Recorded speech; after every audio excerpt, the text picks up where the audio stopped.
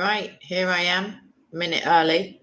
And what I'm going to speak about, or what we're going to learn about today, either or, is martyrdom, like generically, I guess, or in general, like a brief rundown of some of the most well-known. And then I'm going to focus on Alban, who was the first English martyr. And if I have time, I'm going to go on to one other early martyr and her story. So let's take a look overall at the concept and then we'll get on. So the original meaning of the Greek word martys, M-A-R-T-Y-S, was witness. So it didn't mean somebody who died for their cause at that time. In this sense, so in the sense of a witness, it's often used in the New Testament. However, because the most memorable or striking or, emphatic way that a Christian could provide that witness, I guess, or attest to the strength of their witnessing was to die, basically, rather than denying Christ or their faith. So the word soon began to be used in reference to one who wasn't only a witness, but specifically a witness unto death, as it were. And the usage for this in the New Testament is present, at least implicitly, and that is in Acts 22:20 and Revelation 2:13. So the very first Christian martyrs were Stephen, he is the first, and James. So they're both saints, Saint Stephen and Saint James. The story of Stephen's martyrdom is right there in the Bible. And of the apostles so everybody other than John basically came to an, I won't say untimely end, because obviously it's in God's sovereign plan, but they were martyred with the exclusion of John, who lived into relatively old age compared to them at least. But the most important martyrs were Peter and Paul, who were both put to death at the hands of the Romans in Rome. Clement of Rome described them as God's athletes, contending for a heavenly prize, or the heavenly prize, I guess, and also mentions a great multitude who were executed at the same time. And Peter's martyrdom was a little unusual, or unorthodox, as it were, no pun intended, because apparently or allegedly at his own request, he was crucified upside down. But maybe that's a whole new video. So early on in the 2nd century, Ignatius of Antioch described his own upcoming martyrdom as a way of attaining to God. That's his direct quote. And he urged also the Christians in Rome, the Roman Christians, not to make any effort at all to plead on his behalf or to have him spared. And during the first 2 centuries, the persecution hadn't quite gathered pace as it did before it was finally kind of outlawed within Rome, at least. I mean, it's gone on to this day, but it was more sporadic and less methodological, maybe, because martyrdoms were not particularly frequent within those first 2 centuries. However, the martyrs that were highly esteemed by other Christians and held in a place of honor, basically. So Roman emperor-wise, as it were, Marcus Aurelius, you may have heard of him, he viewed their constancy or their commitment or their unwavering willingness to die as theatrical, basically. And his government's position was not completely clear either. So it made it easier and sometimes more difficult to ascertain the reasons for the martyrdom, because, it was debated and not settled. Were Christians to be condemned as Christians because of specific charges, or because of the crimes that the Roman state viewed as inherent within the Christian faith? And some of the accusations thrown around were, of course, cannibalism, incest, as a result of the Lord's Supper and, calling everybody brother and sister.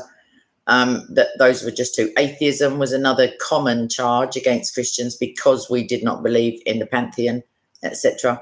So anyway, they were ordered to prove how they had abandoned Christianity basically, and they would to do so in this manner by offering sacrifices to Roman gods. And the Old Testament for sure is pretty explicit about condemning such practices. So unsurprisingly, they refused to do it en masse and were then executed summarily. So as time went on, there was a fresh emphasis, I guess, on martyrdom, which could and was regarded as a substitute for baptism, interestingly enough.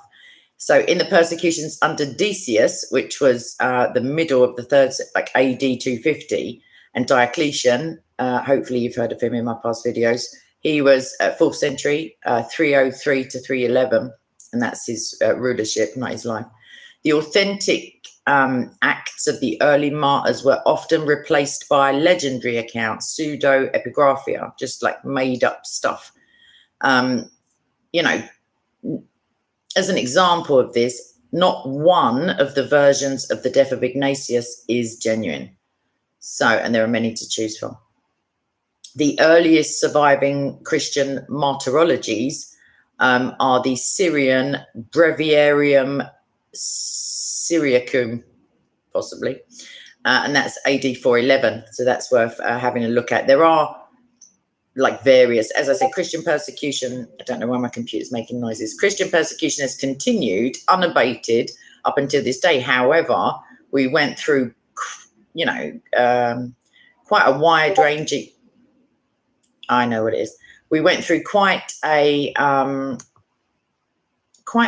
long time in England, at least, for you know, Christian persecution by Christians, and I really should make a video about that.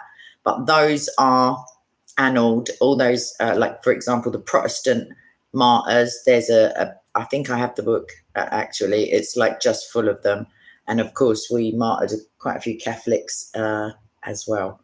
So yeah, I'll maybe get to that.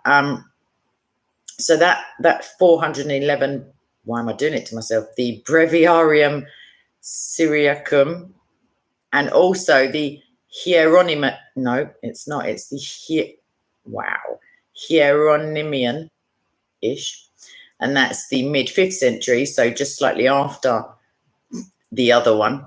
And that purports to be by Saint Jerome, and that is rejected, that claim, by critics. And Jerome, you may remember, actually, he wasn't quite martyred. He wasn't quite martyred, but he was shot full of arrows and miraculously survived. So then, I can't remember how he actually came to an end. So, yeah, so let's get on to Britain, England more accurately, because there was no... Anyway, so Alban was won to Christ by a fugitive's praise of God, basically. The Roman Emperor Septimus Severus really detested Christianity. I mean, most of his fellows, or predecessors rather, weren't too fond, but he really did hate us and our religion.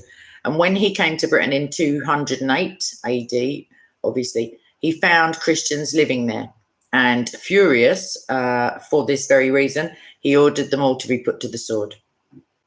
And a Christian priest, who is often given the name Amphibolus, fled before the imperial wrath was meted out. And in the town of Verulam, which is now named Saint Albans, you may have like a foreshadowing of why, lived a man called Alban, and he was a high-ranking Roman soldier. And by the way, Christianity came to England via the persecution of Christians, so fleeing the mainland of, you know, Europe as it is now. So something about the behaviour of Amphibolus, the priest, led Alban to offer him shelter.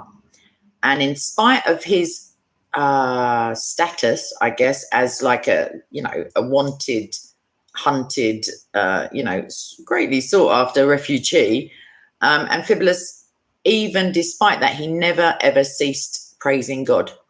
And his joy was so palpable and so tangible and so real to Alban that Alban was moved by it and by the display of it. And he asked how that could be. how can you be under these circumstances and yet still praise God?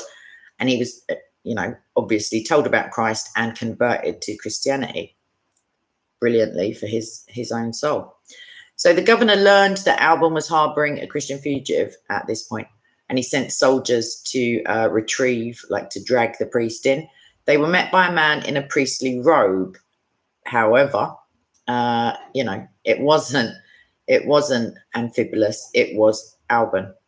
And when the governor saw this, he was apoplectic, basically. He was beyond furious. And since Alban had helped Amphibolus to escape, he said Alban must bear the punishment that was due to the priest, who obviously he'd got off. And at that moment, the governor was preparing to pour out a libation, which is a drink offering to his gods, which quite frankly could have been any of the pantheon. And now he ordered Alban to do the same.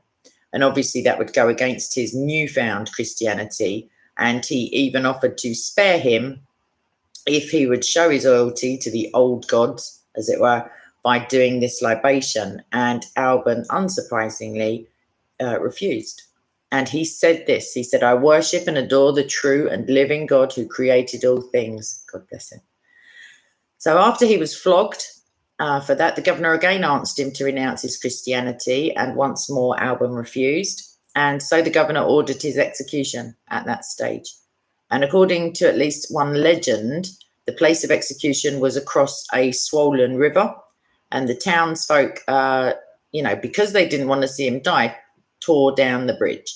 However, Alban, desiring to go to God, prayed to be able to cross, and this is why it's called a legend, the river dried up. According to a differing legend, Alban was thirsty and a spring welled up to quench his thirst. So water is a running theme of these legends. Whatever actually happened, the soldier who was ordered and about to behead Alban was so awed that he refused to do his job. So there was definitely something about this new convert, this future saint, that made people at least uneasy or questioning about their own strongly held convictions. So this executioner became a Christian himself on the spot, and that's key to the power of martyrdom. Actually, a second soldier who was found who cut off both of their heads, basically, so it didn't extend. And legend says that the eyes of the soldier who struck the deadly blow immediately fell out. Although, yeah, we like a legend in England. Meanwhile, the priest, back at the ranch, as it were, Amphibolus, heard, hearing that Alban was to die instead of him in his place, he hurried along to the place of execution, maybe ill-advised, and he offered himself up, and guess what? He too was killed. Shucks. So modern research, I guess, in spite of legend, indicates that the deaths took place on the 22nd of June in the year 209. So early 3rd century, before Rome had ceased persecution of Christians. I think it was Constantine's conversion. So impressed by these events, Alban's judge ordered the persecution to stop. So we got a run on that, as it were, to avoid the rush. And although the date and other details there are questions around them, whether they're kind of shaky or not. There's not much doubt, I should say, among scholars that he existed, and that he was a Christian, and that he was a Christian martyr. And his story was known around Verulam, which later became St. Albans, in the century right after his death, immediately after his death. And he was mentioned in early writings, and churches were built in his honour. And the British historian Gildas and the Saxon historian Bede, who's pretty much more well known, both mention him in their histories, which is also obviously attestation to his existence and martyrdom. So now I think we do have time. We're going to look at, let's see, let me get up to the top. We're going to look at Blandina. I believe I made I've got a feeling I've made a video about her specifically, but we're going to have a look anyway. So she was a slave girl. She was in an amphitheater. She was tortured.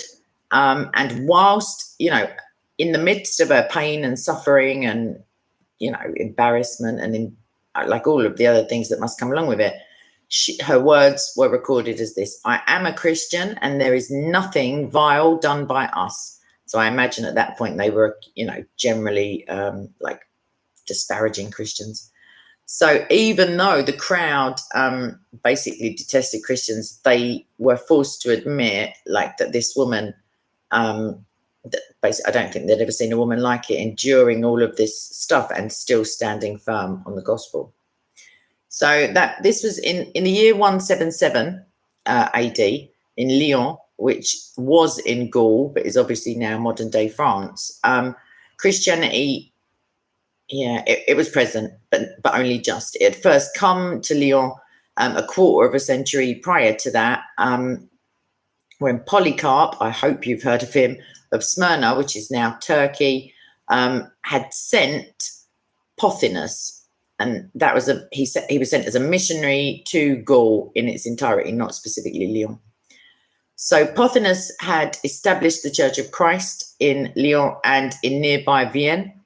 And as that church grew, the spiritual resistance, which like Satan's pretty well known for, but it became secularized, as it were, and it began to mount. And the persecution of Christians became a feature of this place, whereas previously it hadn't been so. Christians were shut out of their businesses. They were evicted from their houses. They endured all kinds of shame and dishonor and personal injury. Mobs formed to beat them, pretty much like in India nowadays, I guess, or in some places in India. They were stoned, they were robbed, they were just basically mistreated to the extreme. And when believers were arrested and examined by the authorities within that city, they again just boldly confessed their faith in Christ. There was nothing that would deter them from doing so.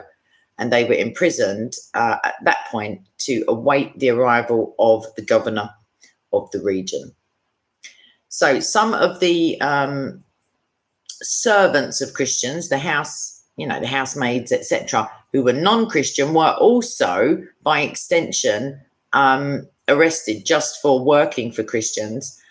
So they were seized and imprisoned, and they feared being tortured. And unfortunately, because their their moral compass wasn't centered in the gospel, they devised, just at the fear of torture, they devised many false accusations against their employers, the Christians, such as the tried and tested cannibalism, incest, obviously, and other much more shameful practices, to be honest.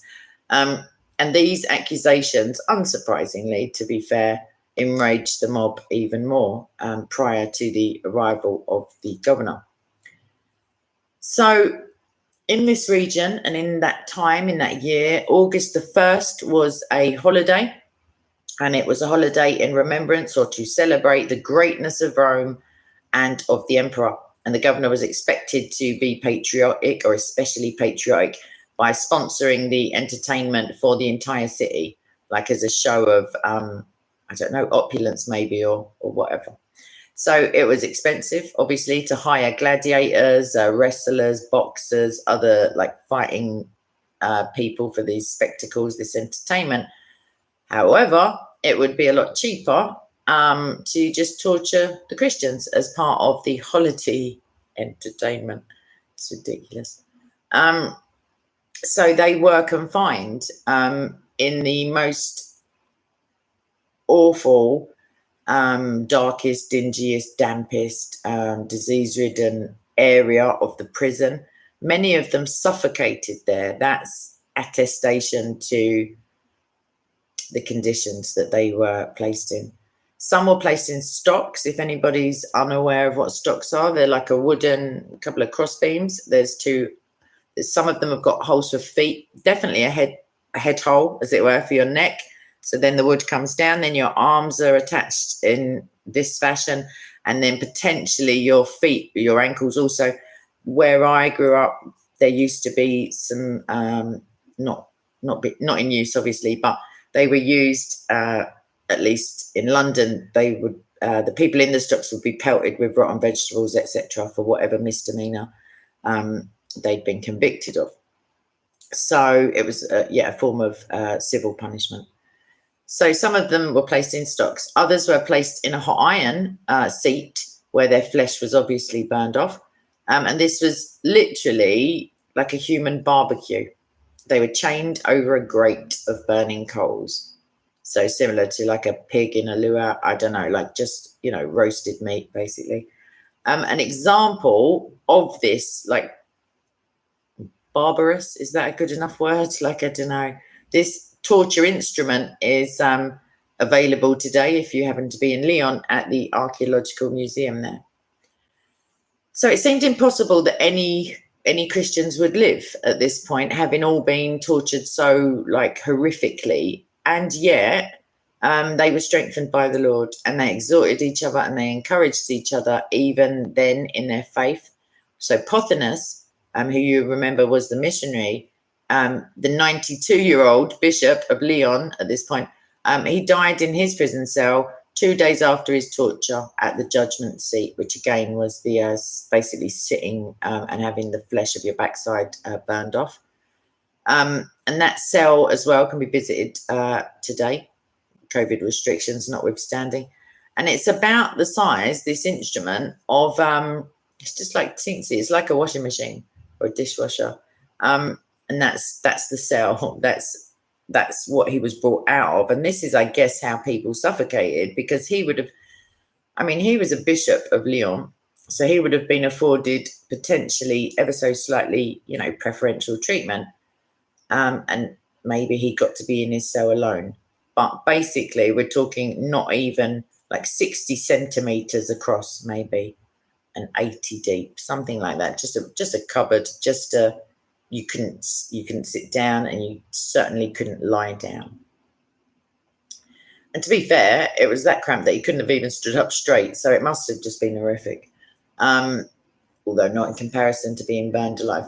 So Sanctus, who is from Vienne at that time, he was a deacon. He stood firm also in his faith, even after these red hot plates, were fastened to, let's go with the most tender parts of his body. And basically he was just one complete bruise and wound. There was not much of him that was uninjured. He was an example, that I'm reading a quote now, for the others, showing that there is nothing fearful where the love of the Father is, and nothing is painful where there is the glory of Christ. And I would add to that, perfect love casts out fear perfectly. So obviously there will be no fear where the Father, where God truly is. Or if there is, it's, it's not needed. So after enduring this torture, some of these Christians who were still standing, at least, were taken to the amphitheatre where they were devoured by wild beasts. And that was in order to entertain the crowd. And among this, so we're getting there now, among the group was the slave girl who I referenced at the beginning. Her name is Blandina, or was Blandina, or still is Blandina, who'd already endured, I've got to tell you, every imaginable cruelty and torture that was available for them to use. She was suspended on a stake. She was exposed to these wild beasts. And because she appeared to be hanging on a cross, and because of the intensity of her prayers, she was an inspiration to other Christians. And when they looked at her, obviously they were reminded of Christ's sacrifice for them and for us. And they would have, it would have come to mind, I assume, that everyone who suffers for the glory of Christ will enjoy eternal fellowship with the living God, basically. None of the beasts touched her at the time, as she was taken down from the stake and cast back into prison. And the Christians believed that God had preserved her for other contests, so that her victory, over this evil might be greater when it came.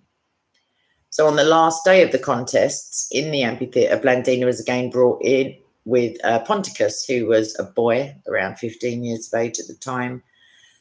And every day they'd been brought to witness the sufferings of the others, basically, and pressed to deny their faith and to swear by these idols. Ponticus died first of the two. Blandina remained to the last. She'd encouraged basically everyone at that point, or all the Christians at least, and she saw them, going on ahead of her to Christ. And so now that she knew she was the last, she was also ready to go. And she faced her death rejoicing, as if being called to the wedding feast as opposed to wild beasts. So the report stated that after the scourging and after the wild beasts, after the roasting seat, she was finally enclosed in a net and thrown in front of a bull. Having been tossed around by the animal, but this is the report of the time, but feeling none of the things that were happening to her on account of her hope and firm hold upon what she had been entrusted and her communion with Christ, she also was sacrificed. Big in the game, this woman. So after the bodies of the witnesses were exposed, then for 6 days, they were burned to ashes and thrown into the Rhone River. And the bodies of those who'd suffocated in prison were thrown to the dogs, and guards were stationed to prevent the remaining Christians who were living from burying them even, because they just deserved no respect whatsoever. And the pagans hoped that by these events they would prevent the hope of the resurrection, basically, the hope that we have in Christ. They'd obviously not read that there is no greater love than that a man lays down his life for that of his friends, because, maybe they should have been reading more or learning to read, or just stop being pagans, basically. But so I think I'm going to stop there, because it's pretty distressing, really. She's pretty impressive as it goes. Like, if you have to be martyred, go out in style, I guess. I don't know.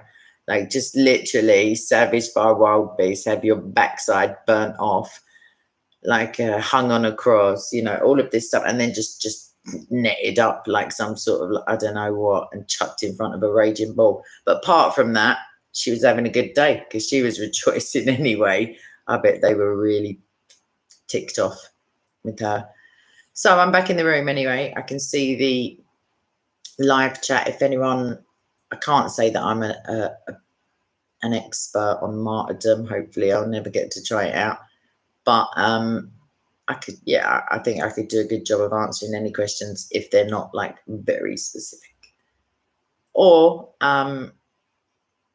and I guess I'm going to say any other topic, but I may regret that and then change my mind.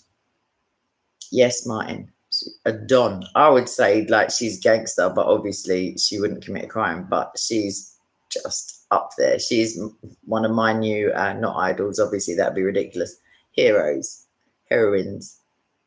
She's not new anyway. Her Perpetua as well. If you look to my video on Perpetua, she was pretty big in the game. Armor of God. Do you know what? Unfortunately, even though I'm reading that out, like with ancestral pride, I don't know. Like, it's just go to Nigeria and start preaching. Not you personally, but we're not. We maybe in the West are blessed these days, but Nigerian Christians are being murdered every single day, macheted, set on fire, raped, dismembered, the works, basically. And it's now got to be pushing 40,000 in the last 10 years, and no one gives a shizzle, it seems. Well, not the mainstream anyway. Britain, I guess I'm being unfair, we stopped our aid to Nigeria, and not only that, it's not only because we're a bit skint maybe, but also because we reference the genocide of Christians. So if your country, not just you, Armor of God, but if your country hasn't done that yet, like, I'll write the letter if you want to sign it and send it into your ambassador there. Although I must say the Nigerian embassy here, they're not that forthcoming with the niceties. They don't really respond. However, like, your ambassador to there would be the one to go for.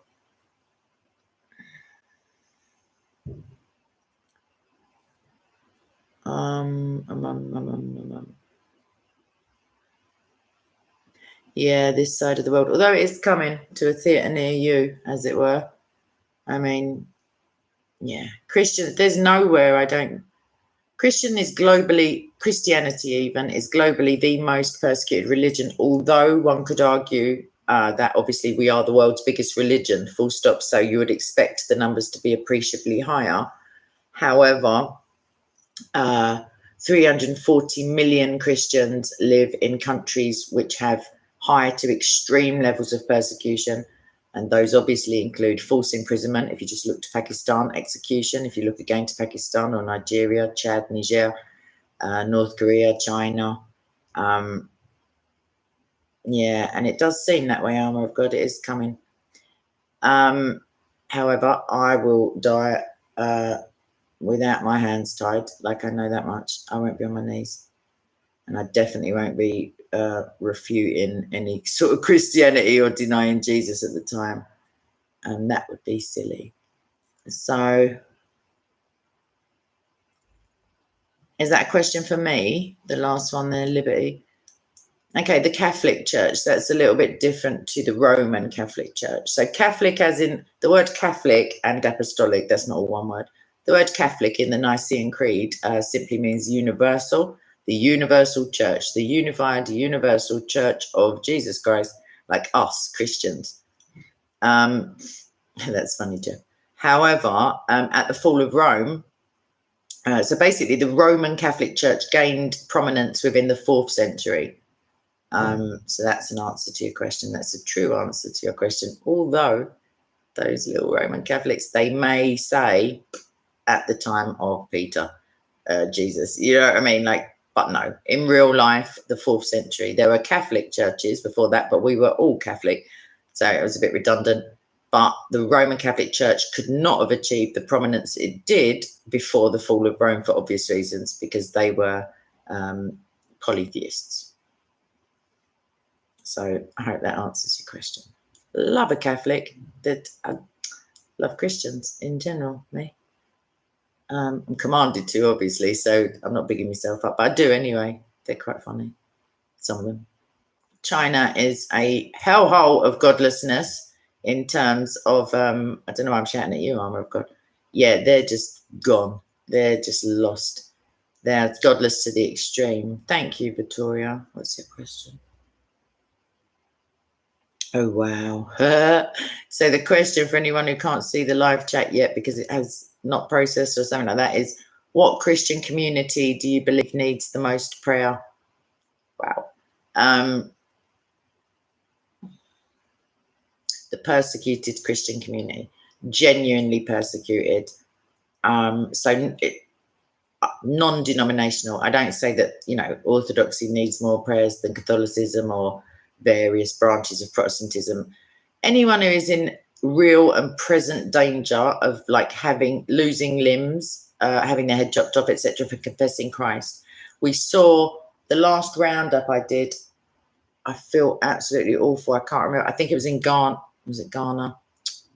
Shucks. I read so many.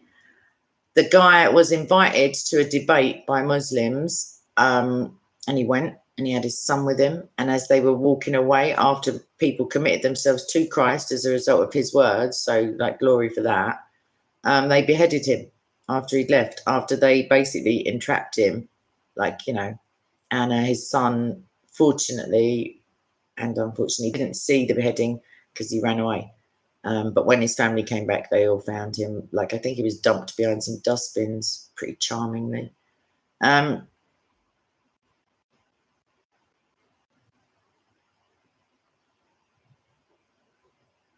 Sorry, I'm just reading the thingy. Yeah, I'm not going to answer that question. I'm not sure about the martyrdom of Peter. It's a bit of a contentious topic. I've got nothing against Peter. Yeah, like whatever has happened, you know, with claims to his authority, genuine or otherwise, is not to do with him. Although it is a bizarre like martyrdom request. However, If the accounts are to be relied upon, he had his reasoning. Whether it was sound or not is another thing. I don't think that Satan got involved like at that point and asked him to do, like, I think potentially the symbolism of an inverted crucifix has come at a much later date, because just to be able to choose, like, is pretty impressive, as it were.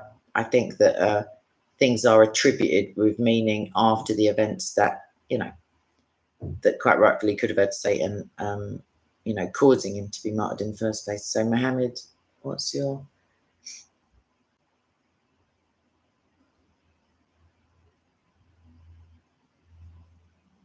I'd love some evidence of that, Mohammed. Mohammed says the 3 Abrahamic faiths, I would contest that. There's only 2. But anyway, the 3 Abrahamic faiths are being attacked by all angles, by the Zionist, atheist, ISIS. I don't know why ISIS is thrown in there, because they are religious, and according to you, Abrahamic, and Christian fanatics, apparently, with just hate for Muslims for some reason. I'm going to say that some reason is because that's nonsense. Again, Christianity is the most persecuted religion. Muslims are very, very rarely persecuted by Christians, because our 2 greatest commandments are love. So I'd love your evidence for that.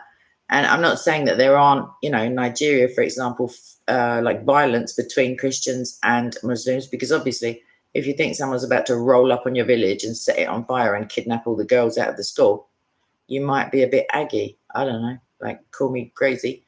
But yeah, I'd like to, mostly the most commonly known of Muslim persecution anyway is the Uyghurs, and that's by a godless state. So you're right in saying that, the atheist persecution, but that's nothing to do with Christianity. So sorry, Mohammed. I usually sorry. And it's not Abrahamic. So unless you can give me some evidence, I don't know. Right. Jesus Christ saves.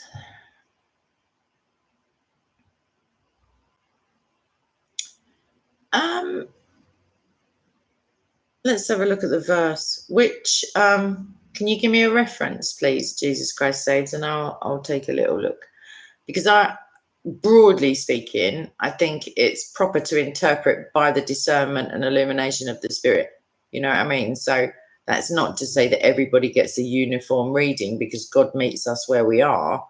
So, for example, my first entire read through of the Bible, I won't say like opposing, but I got different, let's say, understanding to the ones I get now. Like, oftentimes now I'm going back through verses that I've read many, many times, and then I'll just get another layer of like, oh, that's what it means. You know what I mean? Like, the more in touch you are with the Holy Spirit, in my estimation at least, you get the meat even in the milk. Like, it's just, like precept upon precept and line upon line, you get these deeper understandings, I guess. But yeah, if you can give me a reference, and I'll look at it while I'm doing the stream.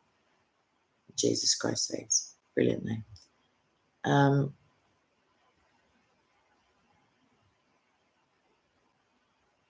Faith rationale. I don't know if you're answering somebody else. Okay. Mohammed, you do not believe in my Islam of ISIS. Well, problematically for you, Islamic State in Syria, or even IS or Al-Qaeda or Boko Haram or ISWOB or ISCAP or Fulani militants, who are not just herdsmen, obviously they're jihadis, they all claim the Quran as their source of inspiration. So I'd say take it up with them, not me. I'm not like, clearly they're not Buddhist, and I'm just going around saying they're Islamist. They are Islamist. Hezbollah, Hamas, they are Islamists. What do you want me to do about it? Take it out with the Buddhists.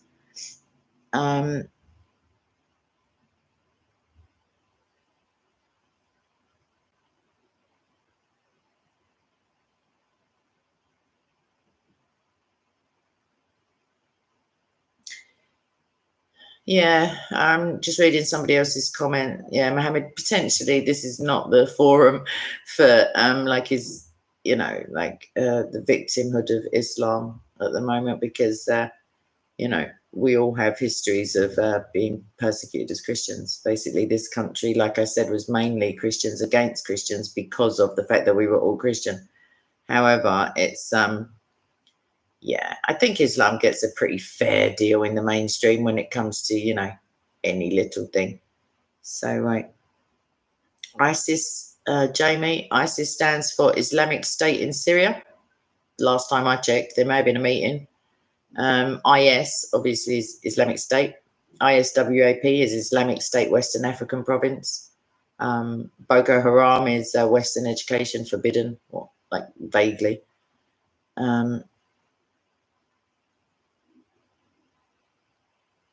It doesn't matter about 99.9% of Sunnah. I'm guessing you mean Sunni Muslims. Really does not matter one bit. And I'd love to know where you pulled that statistic out of. Like, I'd give you a suggestion, because 99.9%, the only real statistic for that is the amount of germs that certain bleaches claim to kill. It's not my belief. Again, I am the Quran. I reject the Quran even as scripture.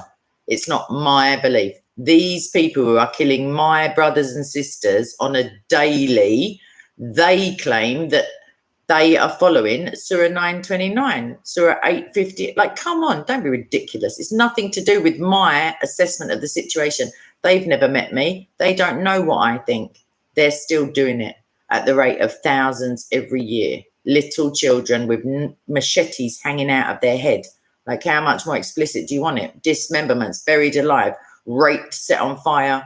You know, not like I say, because of Buddhism at all. Not one of them is talking about, you know, Buddha. Thank you, Jeff. I do get a little bit like aggy, sorry. Yeah, I'd just ignore Rick Cherokee if I were you. I've been doing it for a good while now. Can't answer one single question. Cannot. Offered to debate me, and I just asked casually, like, oh, do you have a faith? I've still not got an answer. I've only asked it about 50 times now. So whenever I start hearing the silly polemics or seeing them or can be bothered to respond, I just respond with, what's your faith? Because can't answer a single question. Anywho, I'd just like to say, where is this 90? Mohammed, I was just about to vouchsafe for you again. I like your presence. I'm encouraged by the fact that you come and you're not like, you know, confrontational and victim status playing. However, I would love to know where you get the figure 99.9, because to put a percentage next to it gives it an air of authority, as if there's been some survey. And yet I know personally many Muslims who don't jump to denounce anything that Muhammad has deemed, you know, the Quran itself says, thou shalt not forbid that which we have deemed permissible. Like, literally, that Sheikh guy who's, you know, David has been having the back and forth with, I saw a tweet of his where someone was saying, so let's be clear, you approve of, if they, meaning the Jews and Christians obviously, won't pay the jizya, you agree that their women should be taken and the yada, yada, yada. And he said, because he couldn't spell, of course. I thought you knew that. Like, so he must be the 0.1%, I guess, Muhammad. Who knows? Why would you want to be in a religion where there's even 0.1% going around raping and selling women as slaves and keeping black people as slaves and trading in that and worshipping idols and waiting for a time when the rocks are going to shout out, here's a Jew? Like, give me a break, please, anytime soon. Mohammed, don't please K me. Like, seriously, you're telling me that this 0.1% of Sunni, or those who follow the Sunnah, which Shias would say that's them as well, by the way. You're telling me this 0.1% is putting 300. No, that's an unfair statistic. Has murdered 40,000 Christians in the last 10 years. But on the other hand, you're telling me that they're not Muslims, so they can't be the 0.1%. So who are these Buddhist like imposters? I don't know what you mean. What do you mean, please K? Please them. Go and ask them to stop it. They're giving you a bad name. And you're not denouncing them either. you're veering between two arguments. One, it's not them, or two, it's only a very tiny percentage of a certain denomination of Islam. Like, be reasonable. I'm talking about little babies with machetes hanging out of their head. Like, does it move you to any sort of like generic repentance on behalf of your fellow adherents? Like, come on. Anyway, let me just take a sip of my drink before I start getting on my high horse. No, they're not actually going against their religion, Jamie. You're correct. Potentially, they're going outside of the limits of the imagination of the Quran. They're not only crucifying and cutting from here and here. Yes, it is. Sharia is pretty brutal. I don't know if everybody's read The Reliance of the Traveller. I've got an absolute classic. I can't even begin to repeat any of it in this stream. I can allude to it. It's giving the punishment or non-punishment for a man who, I don't think any of it's like PG rated. Having relations with a dead lady, a live one, coming in by the back door, let's say it like that. Two women, if you own one of them or part of one of them, or your sister, or like, there's a whole list of things, orgies, etc. And and it lets us, luckily, we can see the punishment that's due. And let me tell you, it's not much at all. But yeah, that's Sharia. Bless it.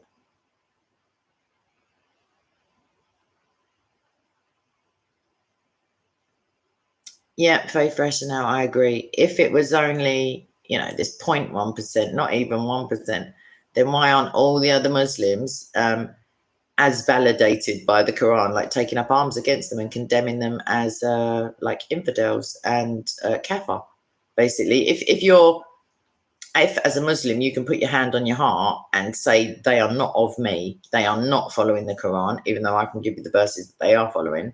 If you can confidently assert that in all truth and not taqiyya, then you better like start denouncing them, people, Muslim people. Go for it. Like, join me, as it were, in calling them out for the utter cretins that they are.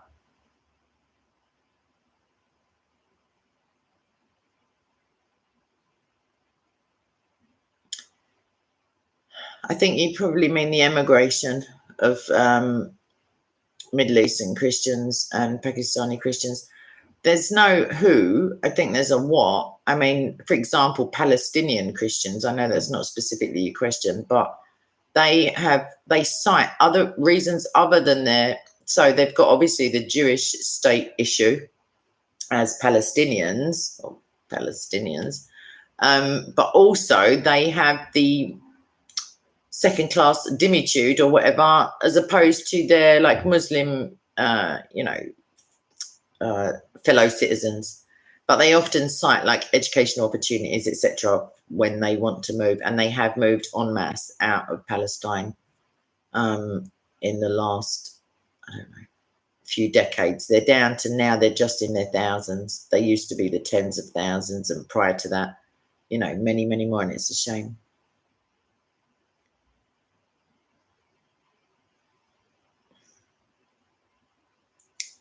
Okay, then. So I think that Jesus Christ Saves didn't get me that reference, but you can drop it in the comment section. Maybe he's buried in a Bible at the moment, like trying to find it, or just got carried away reading it. It happens to me. Arabs, armor of God. That's the answer to that question. Glad you asked. Yeah. Any like last questions? And otherwise I'll wrap up.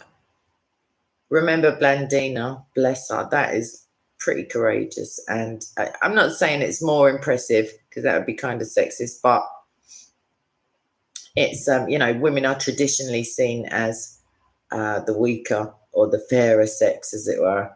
But she gave a lot of their men a run for their money, I reckon, in the like sheer grit and determination and like, professing Christ to the end. God bless her.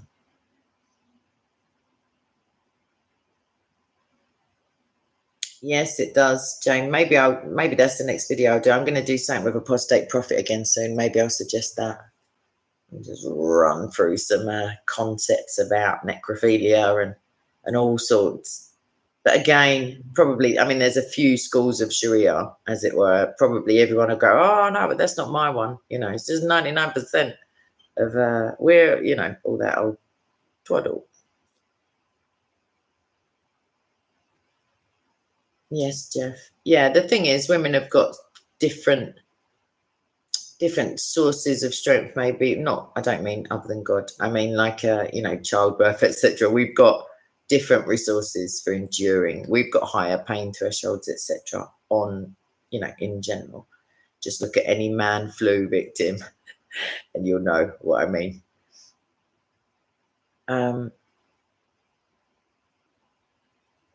I'm guessing, Liberty, that potentially you were born in Britain, so this is the bounds of your habitation, like these fair isles. If you weren't, then of course that's a different matter. But God puts us where He chooses us to be, that's for sure. And He will, you know, doesn't mean don't ever move or don't be anywhere else, but God puts us at the place where His plan for us is most likely to come to fruition. Obviously, it'd be silly otherwise, wouldn't it? If that was not the case. Yes, and please do refrain from spamming. Once people have got, they get it, they read it. Just because they don't respond, maybe they don't have much to say on it. You don't need to keep copy pasting. Okay then. So yeah, shortly, not today, shortly, because hashtag I'm avoiding uni work like a professional. All my cupboards have been cleaned out. Like it's I'm getting good at finding like genuine reasons why I can't do it. But this one, I was responding to you, Liberty, and now I've moved on. But this one, I really do have to do it. It's due in, and yeah, I paid money to do it. It's not like I'm at school and I can say it's so unfair.